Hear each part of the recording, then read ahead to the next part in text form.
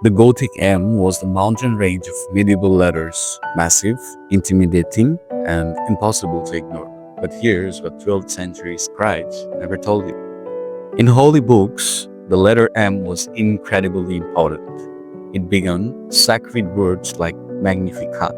If a scribe messed up even one stroke, the monks would throw away the whole expensive page of parchment and make them start over. Imagine spending days on a paper, then having to toss it because your M wasn't perfect.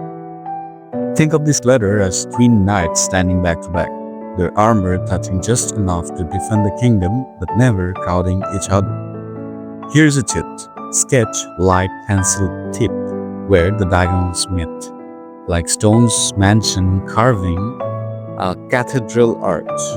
Precision is in the angles makes all the difference. Now you try, and when you nail the perfect hand, tag me at a Smarty Penman. I'll feature the most regal attempts in my next video.